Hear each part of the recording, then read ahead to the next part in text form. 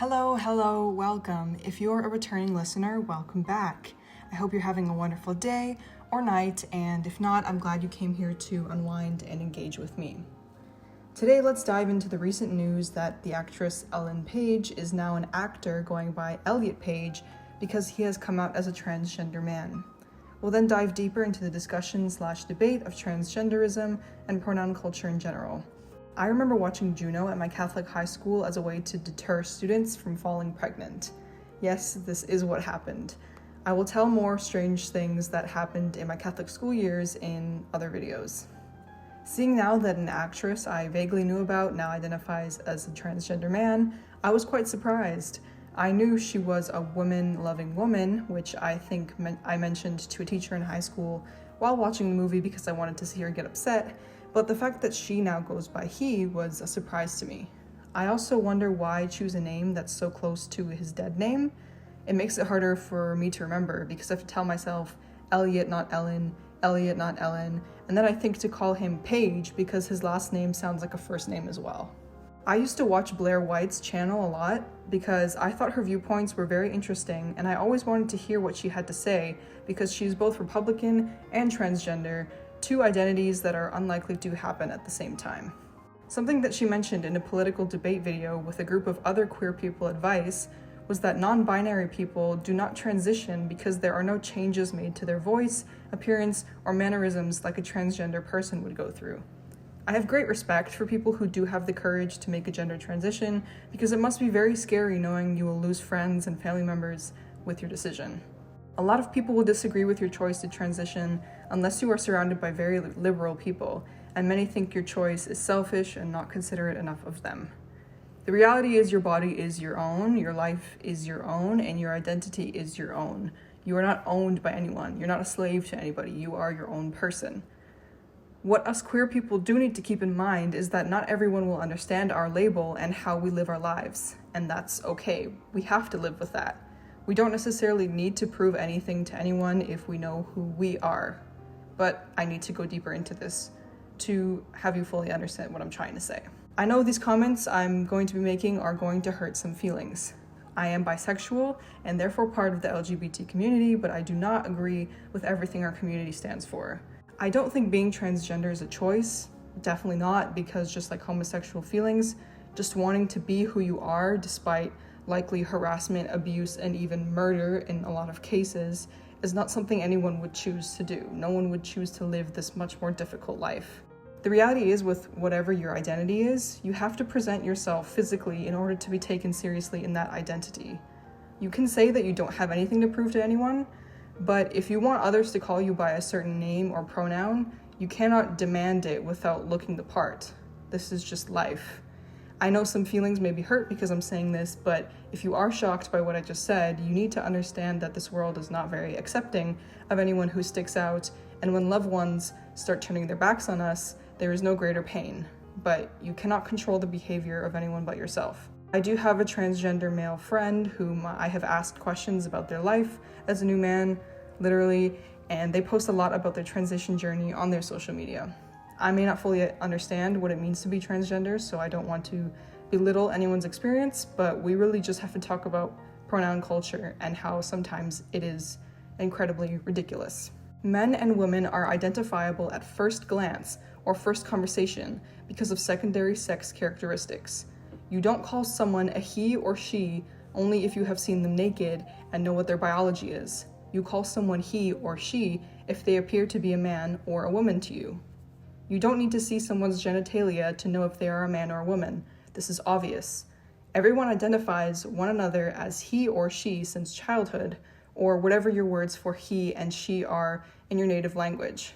Someone with a deep voice, Adam's apple, wide square jaw, sharper or rougher facial features, short hair, broad shoulders, facial and body hair, low body fat in the hips and chest, and often taller stature is someone who is identifiably male, even if you only see this person from far away or only hear their voice. Someone with a slightly higher pitched voice, a more rounded jawline, softer facial features, especially round eyes, no facial hair, and usually shaved body hair, no body hair, more plump lips, long hair, has a smaller frame, body fat is concentrated into the chest and thighs, and is a bit shorter than the average man, is someone who is identifiably female, even if, again, you only see this person from far away or only hear their voice. One characteristic usually gives a person's gender away. Even when you're drawing stick people, you can just draw one stick person with a head, body, and a smiley face, and you do the same drawing right beside it, but put long hair on it, and then you have a male and female couple of stick people. This is just how gender is. Now, I am aware that most transgender people who actually do look like the gender they now identify as needed to go through plastic surgery to look more masculine or feminine, respectively. I am not saying every transgender person needs to do this, because I think plastic surgery in almost any case is a crazy idea that can leave you with some horrible results, such as visible damage or even sickness or death. What I am saying is that someone who looks like current Elliot Page, who I believe is early in his transition, still looks very feminine and like a woman in masculine clothes to me. The reason why almost every transgender person who can afford plastic surgery gets it is because no matter how you shape your body with clothes and exercise and however you style your hair, your face is still a key indicator of what your gender is. Some transgender women have always had naturally feminine faces, and it is therefore easier for them to transition.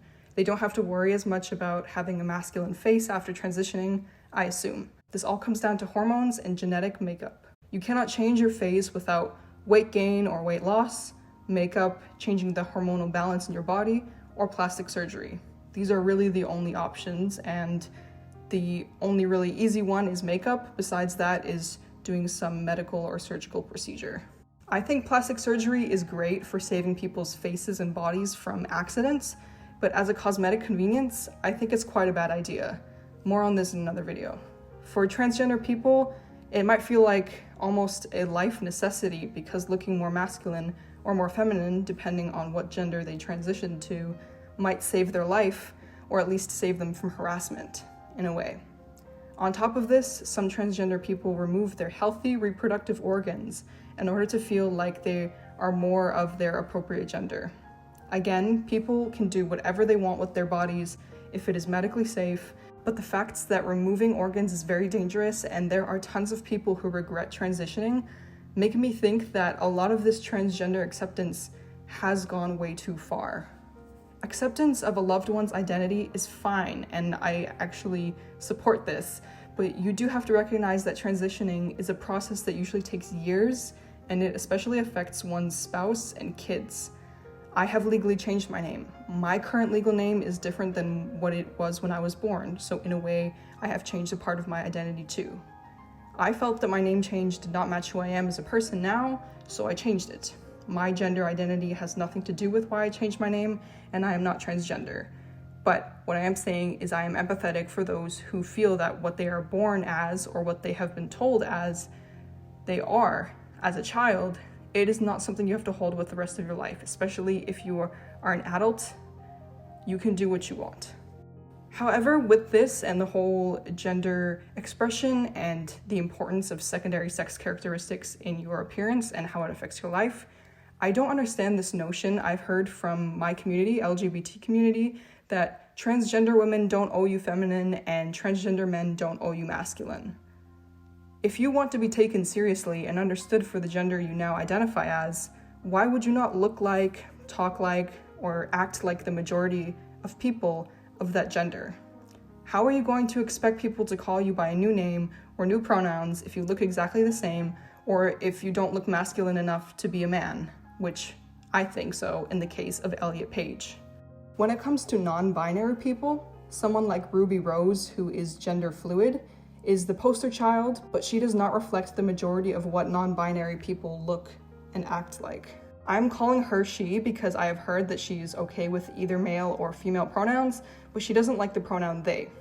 That's her preference. I call people that are men and women they sometimes, just for whatever reason. They can be used for singular or plural people. It's kind of a strange word to use in the English language. She's not a fan of they, so she's what I'm going to call her. The vast majority of non-binary people, I believe, are introverted, socially awkward teens and preteens who spend their entire quote-unquote social life on sites like Tumblr, TikTok, and Twitter. The beautiful Australian model Ruby Rose has not, as far as I've heard, faced any backlash for her choice to present as gender fluid, likely because number one, famous people can get away with a lot more erratic behavior than average people can. Number two, extremely attractive people can also get away with more, and especially number three, she can very well pass as a man or woman visually. She plays both parts very well, and of course catches everyone's attention and affection with her confidence and great looks, so much so that she has had women questioning if they are actually straight for years. I think Ruby Rose's approach to gender is laid back, and it's great that she acknowledges that she doesn't have to transition and is perfectly fine with either pronoun. Most gender deviating people are not this way. They want one pronoun and one name to be called, which I understand. Everyone wants to be respected, but if your name and appearance do not match, or your voice or jawline makes people confused, you have to accept this. You are important and a valuable human being no matter what your face or body shape looks like. If it makes you feel better, I am fully cisgender. I present myself very femininely visually, and yet my voice is quite low for a young woman. Yes, I'm young. You can definitely tell by my frequent voice cracks in all these videos I post. When it comes to queerness, whether you are straight and are just trying to understand the LGBT community, or you are sexually or genderly queer, we have to realize how we are seen in society. Yes, we face stigma. Yes, we face harassment. Yes, there is constant disrespect. And no, we do not deserve any of these things. However, we do need to draw a line. You can change your hair, you can change your clothes, you can change however else that Hannah Montana song goes, etc., etc. But if you want other people to refer to you as something, you have to look the part. Your idea of yourself only matters in your own head, and the world will try to define you and tell you who you are no matter what. Queer or not, the world will tell you who you are if you don't know yourself. Don't make crazy life-changing decisions like getting plastic surgery if you're not ready or if you think you'll regret transitioning when you're 25. Call people by how they want to be called. Transgender or not is just respectful. But if you are called by your dead name or previous pronoun, it's not personal that humans are used to categorizing secondary sex characteristics of the people we look at into either male or female pronouns to be used in conversation. It's a part of our visual nature, our culture, our way of living, and we have no reason to try and change it. We don't need to change it, and I don't think we're going to change it. Transgenderism affects a small percent of the human population, but you're not alone. In Western society, acceptance for it is much more common than 3, 5, 10 years ago. We have to remember that feelings lead to decisions, and decisions lead to consequences. Don't make life-changing decisions based on a feeling you have right now. You may have thought one way about yourself as a teenager, and now you're glad you don't live like that anymore. Or maybe it's the opposite. Maybe you truly found yourself as an adolescent. No two life stories are the same. Honestly, being a bisexual woman, there were some points in my childhood and adolescence where I actually thought I might be transgender. I actually thought I might want to be a man because I loved being masculine and I loved loving women. But I know this is not the case for me. This is not my truth, and I definitely do not feel that way anymore. I don't think this is a phase for the majority of transgender people, but it can be for some. So that's important to mention. I hope this video has opened up a nice can of worms and not a venomous one. Let's discuss this topic. Leave your opinions in the comments below and tell me how much you agree or how much you would love for me to go to hell. I'd love to hear what you have to say.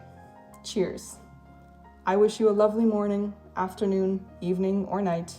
Rest well, take some time for yourself, and remember that things will always get better if they are not so good right now. Take care.